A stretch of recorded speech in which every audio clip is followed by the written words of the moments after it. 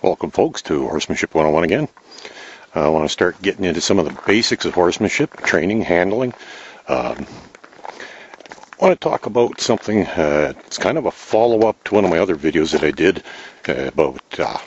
I talked about intent, approaching the horse with intent, because they're very sensitive animals, they're very intelligent animals, and they can quite easily pick up on your intent when you approach them.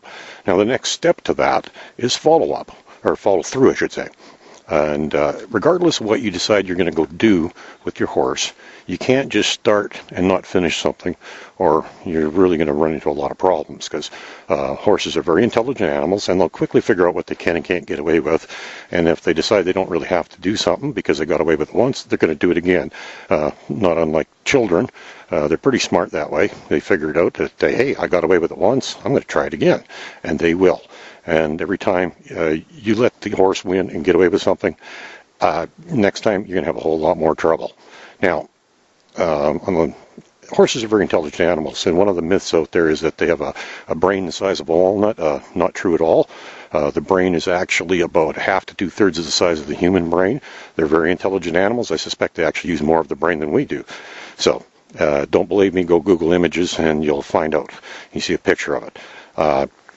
On that note, when you go out to work with your horse, if you want to do something with your horse, regardless of what it is, don't just decide, oh, I got a half an hour to kill, because horses don't wear watches, and they really don't care how long it takes you to do something. They might just decide it's that what you think is going to take 15 minutes or half an hour might wind up taking a couple of hours. So don't restrict the amount of time that you have available. Don't set yourself a limit on what you can, on the time, because if you have to quit before you've accomplished what you've set out to do, you're going to make things a lot worse for yourself. You have to follow through with whatever you start doing. You have to finish it. And that can be as simple as something like, if you want the horse to move over 2 feet, don't stop until the horse moves over 2 feet. If I want this guy to back up, he'll do it quite easily, but back up, buddy. There's a lot of different ways I can do it, but I'm not going to stop until he does it. If you want to go catch a horse, whatever you do, when you go out in the pasture, I don't care if you have to walk around the pasture for 3 hours before you catch your horse. And if you know how to, there's a kind of two parts to that. Is if you actually know how to do it properly, which is really helpful, it's much easier. But regardless of whether you know how to do it or not, if you go out to catch a horse, don't come back without a horse. Otherwise, the horse learns that it doesn't need to be caught. It doesn't have to be caught. And that's a really bad lesson. You haven't followed through on your intent. And that's the important thing, is when you go out there, if your intent is to catch the horse, you have to catch the horse. If you want the horse to move 2 feet one way or another, you have to make it move 2 feet one way or the other. Otherwise, the horse wins, you lose, and the next time you try doing it, it's going to be a lot harder. So, important. Follow through on whatever your intent is. Absolutely essential. Horses are brilliant animals, and if they figure they can get away with it once, they will do it again. I can't do a good demo on catching them, because these guys all know me, and they know that when I come out to catch a horse, I don't go back without one.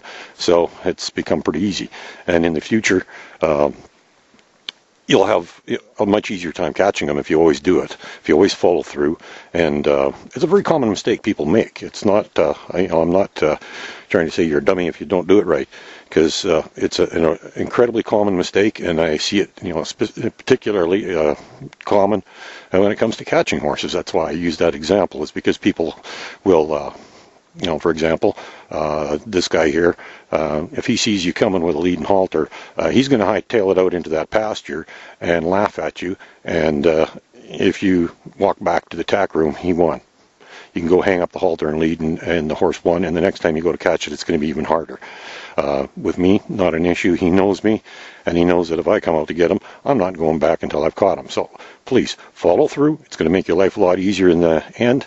And there's some other subjects that kind of tie into that. There's going to be several I'm going to do, and they all go together piece by piece. I'm going to do these little videos, and you need to know all of them. They aren't always in order, but they all are interconnected, and they're all very important.